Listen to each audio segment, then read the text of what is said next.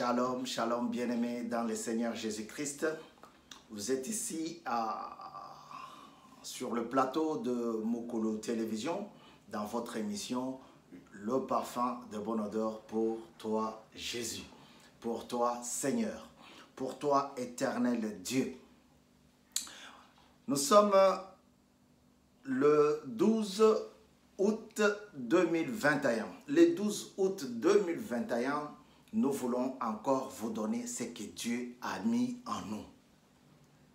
8e leçon sur les 66 leçons que nous allons voir ici à Mukulu Télévision.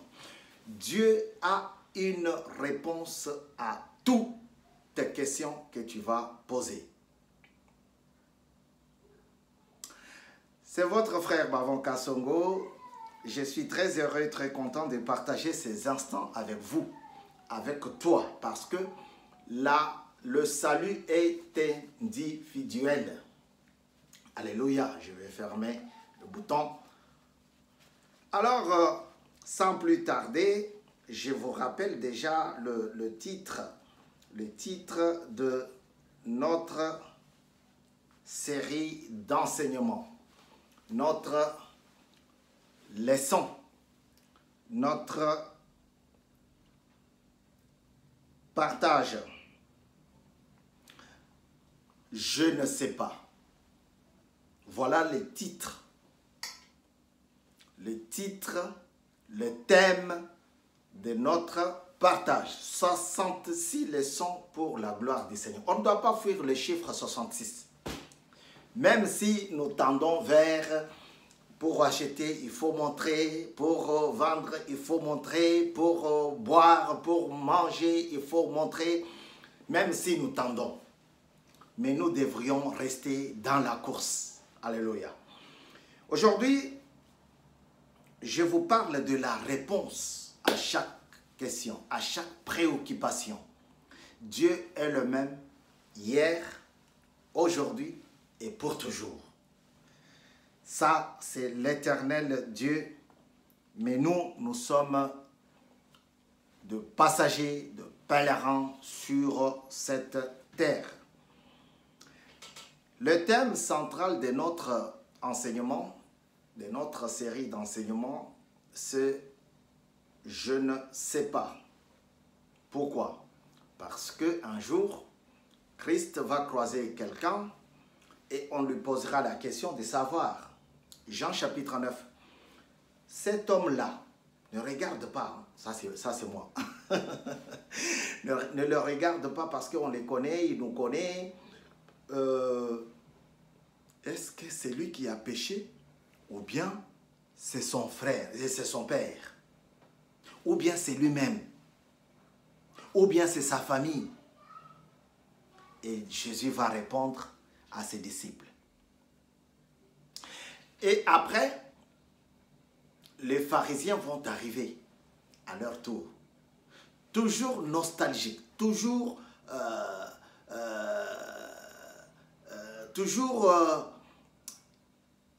néfastes à notre... Toujours néfastes à la parole de Dieu. Ils vont chercher à compliquer la situation. Voilà pourquoi Jésus va aussi les compliquer. Le garçon va leur dire « Je ne sais pas ». Cet homme-là, c'est qui? Je ne sais pas. Moi, ce que je sais, il m'a guéri. C'est un prophète. Donc, le garçon était là. On vient voir ses parents. Papa, bonjour. Maman, madame, bonjour. Allez, venez, venez. Est-ce que vous connaissez les garçons là-bas? Oui, c'est notre fils. Mais comment il voit maintenant, puisque d'habitude, il ne voit jamais? Ah, il nous a dit, il a rencontré quelqu'un. Et ce monsieur-là l'a guéri. Mais comme ils insistaient, ils l'ont dit. Mais il est là, hein. Vous pouvez aller le voir, hein. Il peut vous donner tout, hein. Il peut tout vous donner comme réponse. Ils sont allés voir le jeune homme. Jeune homme, ça va? Est-ce que tu nous vois réellement? Oui, je vous vois maintenant. Ah, donc, avant-hier, tu ne voyais pas? Non, je ne voyais pas du tout. Mais qu'est-ce qui fait qu'aujourd'hui, tu nous vois?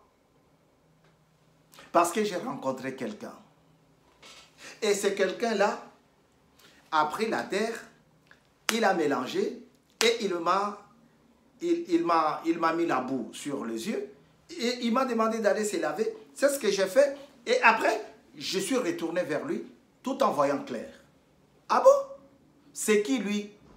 Je ne sais pas. Exactement avec ce que j'ai toujours fait. J'avais toujours fait. Même si on me prenait la main dans le sac. Un jour, j'avais piqué l'argent le pétrole pour la lampe. On me donne comme ça, moi je prends, j'achète. Au lieu de 2 bouteilles, j'ai acheté, au lieu de 2 litres, pour qu'on puisse comprendre. Au lieu de 2 litres, moi j'ai acheté 1,5 litre. Et j'ai bouffé le reste. On me dit, comment tu es parvenu à faire ça? Je ne sais pas. Donc, lorsqu'on commet des bêtises, lorsqu'on commet des péchés, lorsqu'on commet des erreurs, on a toujours tendance à dire d'emblée, je ne sais pas. Ici en France, un ministre en fonction, vous avez détourné 600 millions, 600 000, je ne sais pas. Vous avez mis ça là-bas dans une banque suisse. Je ne sais pas. Je ne sais pas moi. En Afrique, non, le cas, si on commence à citer, il y a eu 2 millions dans le sac avec quelqu'un. Il a les 2 millions dans le sac. Et il voulait partir avec l'argent du contribuable congolais. Il dit, je ne sais pas. Ce n'est pas mon argent. Ah.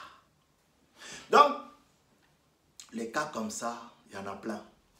Mais restons dans le livre des vies. Ici, ces pharisiens vont voir, vont rencontrer, vont trouver la personne, l'intéressé. Et ils lui posent la question. Comment est-ce que nous pouvons croire que ce monsieur-là t'a guéri le jour du sabbat? Je ne sais pas. Moi, ce que je sais, il m'a guéri. Le reste, je m'en fiche quoi. Mais aujourd'hui, je vais vous apporter toujours avec le même. L'ennemi, il peut te coller comme une ombre. Et il est là pour te détruire, l'ennemi. Il va venir chaque fois, justement, pour te détruire. Écoutez ce qu'il dit. Matthieu chapitre 15. Le cœur humain. Alors, des pharisiens et de spécialistes de la loi vinrent de Jérusalem trouver Jésus et lui dire, pourquoi tes disciples transgressent-ils la tradition des anciens? En effet, ils ne se lavent pas les mains quand ils prennent leur repas. Il leur répondit, et vous, pourquoi transgressez-vous le commandement de Dieu au profit de votre tradition? En effet, Dieu a dit, honore ton père et ta mère.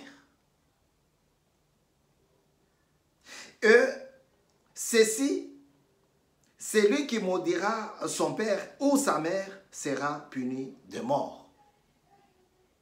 Mais, d'après vous, celui qui dira à son père ou à sa mère, c'est dont j'aurais pu t'assister, est une offrande à Dieu. N'est pas tenu d'honorer son père ou sa mère, vous annulez ainsi la parole de Dieu au profit de votre tradition. Vous voyez, ces gens-là cherchaient toujours des problèmes. Comme ils n'acceptaient pas que Christ était le Fils de Dieu, ils sont venus un jour trouvé Jésus et lui demandèrent, puisqu'ils étaient nombreux, comment ça se fait que tes disciples, tu n'as pas bien éduqué tes disciples, tu ne les as pas bien enseignés, tu es infautif. En fait, c'est ce qu'il voulait dire à Jésus. Comment ça se fait que eux, quand ils veulent manger, quand ils commencent à manger, ils mangent sans se laver les mains? Ça, ce n'est pas dans notre tradition. Hein? Non, non, non, non, non, non, non, non, non, non, non, non. Et Christ va les regarder. Il va dire, mais vous-même, vous aussi, vous transgressez la loi de Dieu.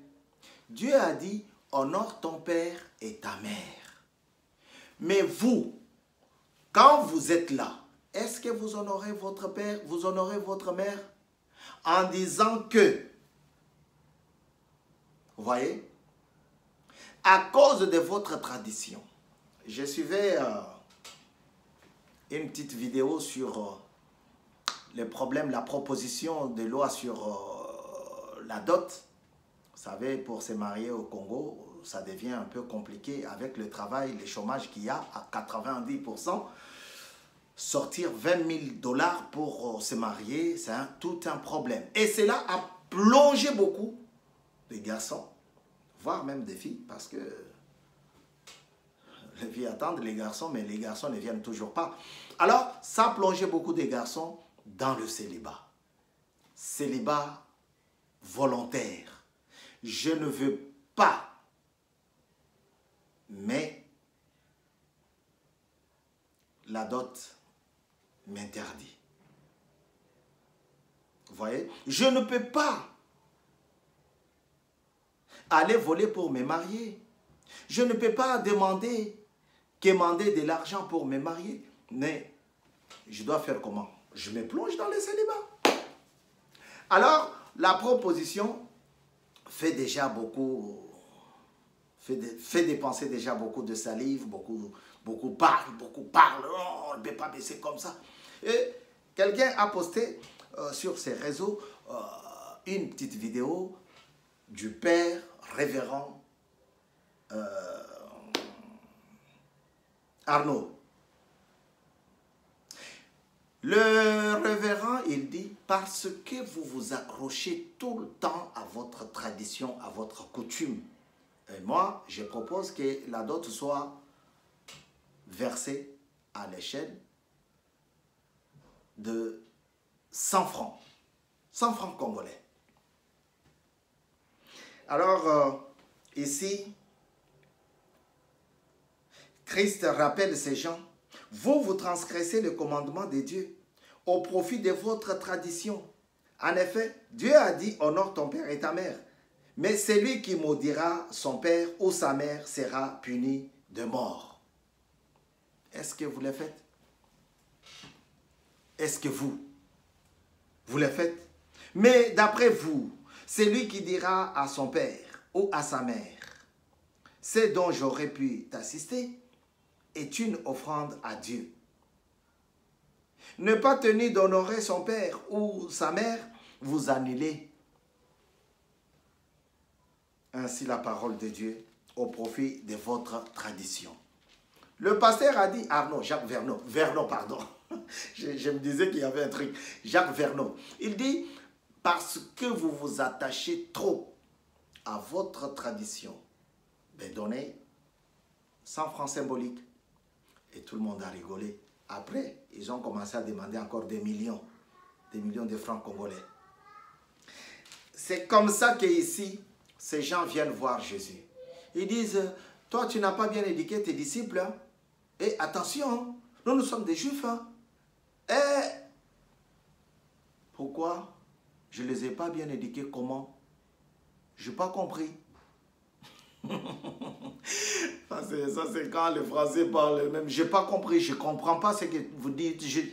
Alors, il dit, mais vous-même, vous accusez mes disciples d'avoir mangé sans se laver les mains. Mais vous, quand vous faites sauter la loi divine, Est-ce que vous ne pensez pas que vous n'avez pas respecté la tradition elle-même? Quand vous maudissez, vous n'honorez pas votre père, votre mère, au nom de la tradition. Vous ne pensez pas Christ est le même hier, aujourd'hui et éternellement. 8e leçon. Frère, Dieu a une solution à chaque problème. Et lorsque tu descends vers le septième verset, il dit, hypocrite, Ésaïe a bien prophétisé sur vous. Quand il a dit, ce peuple prétend s'approcher de moi et il m'honore des lèvres. Mais son cœur est éloigné de moi. C'est faussement qu'il m'honore en donnant des enseignements qui sont des commandements humains.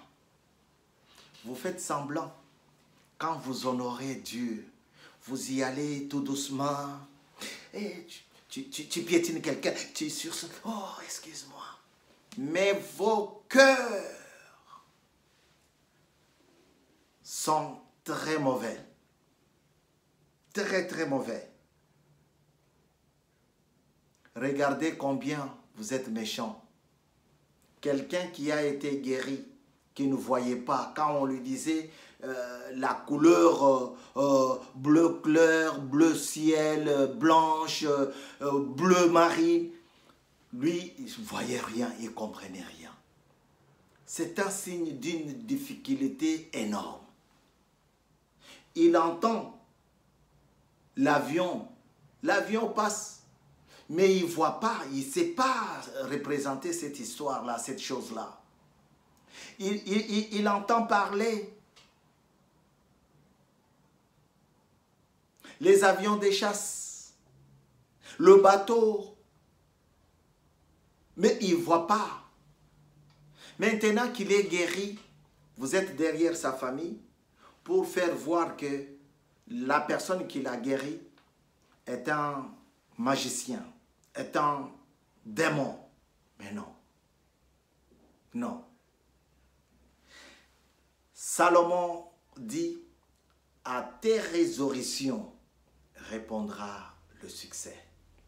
Frère, aucune question, aucune préoccupation ne peut venir à Dieu et retourner tel qu'elle était venue. Aucune. Dieu a toujours une réponse. Ils étaient venus pour accuser les disciples, mais Jésus les a retourné la question. Et vous-même, la façon dont vous comportez, les hypocrites, ils sont pleins dans des églises. Ils sont pleins, les hypocrites. À la maison, ne respecte pas son mari, mais une fois à l'église, papa, pasteur, tu veux prendre un café? Papa, est-ce que tu veux boire un verre de jus? Tu as trop parlé. Enseigner, c'est pas facile. Hein? Prêcher, c'est pas facile. Mais à la maison, hein? À la maison, c'est elle qui décide. Ils sont nombreux dans nos entourages, dans nos périmètres. À la maison, c'est toujours, toi là, tu sais, je t'ai pris en mariage pour me faire tout, hein. Je blague pas, je vais te chasser. Hein. Et à l'église, avec la femme du révérend, c'est toujours, oui maman, oh bien habillée, ouh, j'adore quand tu marches. Non frère, on n'adore pas la démarche du femme de ton pasteur, non. On adore l'Éternel, le Dieu Tout-Puissant. On n'adore pas les cacahuètes, on n'adore pas les livres, on n'adore pas les chaussettes ou les sandales ou les chaussures. Non, on adore Dieu. À la maison, je vais te casser les mâchoires. Mais à l'église, oh ma soeur, quand tu chantes, j'ai la chair des poules. Oh là là là là là là, sois béni. Mais aucune fois, n'a jamais béni à la maison. Non, changeons frère. Nous avons changé des cravates, nous avons changé des costumes, mais nous avons tout le temps oublié, souvent oublié de changer notre cœur. Un chrétien doit avoir un cœur réflexible. Un cœur de chair. Voilà pourquoi Dieu lui-même dit, je vous ôterai, je vous enlèverai. Ézéchiel 36. Je vous enlèverai le cœur de pierre. Parce que c'est là, ça se passe là. Tu vas prendre quelque chose et tu ne veux pas rembourser. Tu vas emprunter et tu ne veux pas rembourser. Tu commences à insulter, tu commences à calomnier. Ah, il est toujours comme ça. Quand tu prends quelque chose chez lui, il est toujours comme ça. Il est toujours derrière toi. Non, moi, je n'accepte pas ça. Mais c'est toi-même qui as été là-bas pour emprunter. Tu vas voir quelqu'un, il n'est pas là. Ah, il m'a fermé la porte. Je ne passerai plus chez lui. Non, changeons de comportement. Changeons, frère, ça ne coûte rien. L'Éternel Dieu dit, je vous enlèverai le cœur de pierre, libanga, du bois dans ma langue. Je vous enlèverai le cœur de pierre et je vous donnerai le cœur de chair. Pourquoi? Pour que tu aies l'amabilité, pour que tu aies un bon comportement, pour que tu aies un cœur qui supporte l'autre.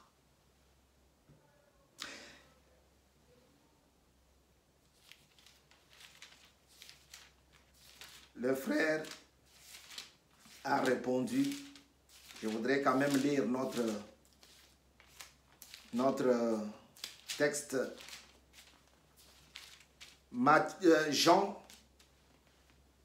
Jean chapitre 9, je vais lire à partir du 9e verset. Les uns disaient, Jean chapitre 9, verset 9 jusqu'à 12. Les uns disaient, c'est lui. D'autres disaient, non, non, non, non, non, non, non, non, c'est pas lui. Mais il lui ressemble. Mais lui affirmait, c'est bien moi.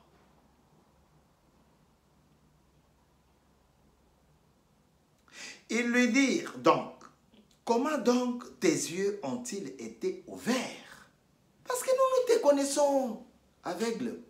Non, toi tu ne vois pas. Toi tu ne vois jamais. Non, c'est pour cela que nous posons la question. Et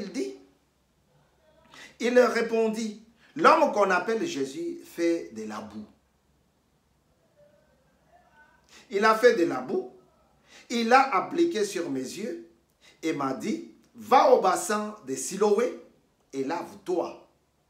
Je suis donc allé et je me suis lavé et j'ai pu voir. Et lui dire, où est cet homme? Il répondit, je ne sais pas. Voyez notre thème, c'est ici. La Bible dit que ces gens-là, les pharisiens, les mêmes qui ont été voir Jésus pour lui dire que tes disciples mangent sans se laver les mains, ils sont partis chez les garçons, nés aveugles. Et ils lui ont posé la question, mais comment maintenant tu vois? Comment ça se fait? Il lui dit, l'homme qu'on appelle Jésus, ce n'était pas n'importe qui. ce n'est pas Kasongo, ce n'est pas Moujani, ce n'est pas Chika, ce n'est pas Masengu, ce n'est pas Malela, ce n'est pas Laetitia Chamba, ce n'est pas Jonathan Kapanga, Jonathan Bikay. Non, ça c'est l'équipe de Mugu de TV que je suis en train de vous citer. Ce n'est pas Chamala DT, l'homme de l'aéroport. Mais c'est qui? Ce n'est même pas Kermelis Zumba. Non. C'est l'homme qu'on appelle Jésus. Ce n'est pas Agnès Misengabou. Non. C'est l'homme qu'on appelle Jésus. Il a préparé la boue. Il m'a mis ça sur les yeux. Après, il m'a demandé d'aller me baigner dans le bassin de Siloé. C'est ce que j'ai fait. Je suis allé. Et en revenant, j'ai commencé à voir clair. Voyez, frère, Dieu a toujours une réponse à chaque problème. Accroche-toi à Dieu. Ainsi, tu vivras non seulement toi, mais aussi ceux qui sont dans ta maison. Mais est-ce que tu connais ce monsieur-là? Est-ce que tu l'as déjà vu? Est-ce que tu connais où il se trouve? Il dit, je ne sais pas.